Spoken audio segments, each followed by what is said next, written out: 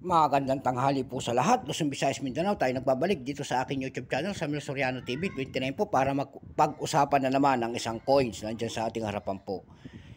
Ayan, magpapasalamat lang tayo doon sa ating mga subscriber po. Thank you so much po sa aking mga lahat ng subscriber ko po kung saan kayong panig ng mundo po. Ayan. Thank you so much po. Meron na naman tayong pag-uusapang barya. Ayan po, nandiyan po sa ating harapan. Kung gusto po niyang ganito mga topic po, pwede niyo pakisuyo, pakipindot naman po ang ating notification bell para ma-update po kayo sa mga latest ko pang gagawin mga video po. Ang pinag-uusapan dito po sa aking YouTube channel po about coins, ang ating mga topic, at ito ang aking hilig. Ayan po, mangolekta ng barya. Ayan po.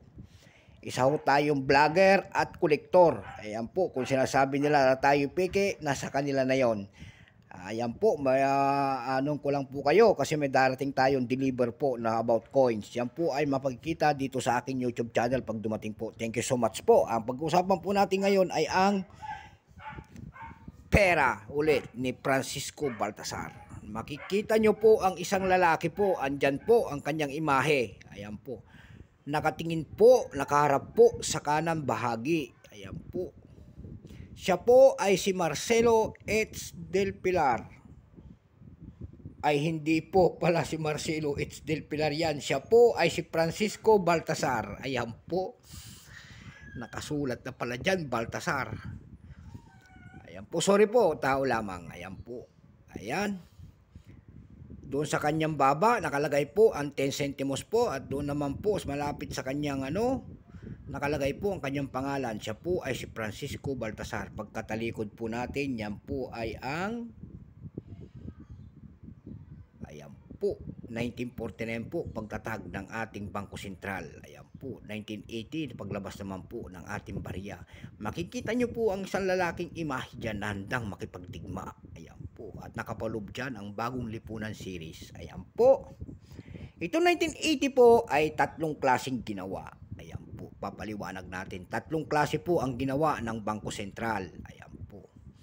Mayroon silang tinatawag dito po na BSP, itong hawak natin. Mayroon namang FM Proof, FM Special Uncirculated. So, gaya nga, tatlo. Ayan po. Dako tayo doon sa 1980 BSP men na 37%. Ayan po. Wala pong piraso kung ilang pirasong inilabas ng ating Bangko Sentral sa bariyang ito. Ayan po. Pero may presyo na po doon sa ating numista.com, yung kanyang very fine, 12 pesos. Yung extra fine, 13 pesos. Almost uncirculated, 19. At ang uncirculated nito ay 26 pesos lamang. Dako tayo doon sa ating FM Proof, 07%. Ayan po. Ilang piraso po na iginawa noon ay 3,133 piraso lamang. Ayan po. Wala rin kanyang presyo, pero may mintage. Dako tayo doon sa panglas na 1980 FM Special Uncirculated. Tinatawag nila na 1.1%.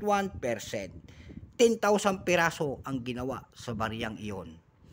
Pero wala rin siyang presyo doon sa ating numista. Ayan po.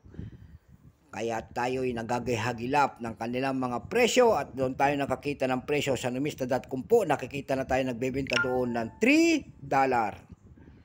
Doon naman po sa eb.com po may nakita tayo doon nagbebenta nito ng $6.50. Mayroon po doon nagbebenta rin ng $3.14 at mayroon ring isa na 207.49 pesos. Ayan.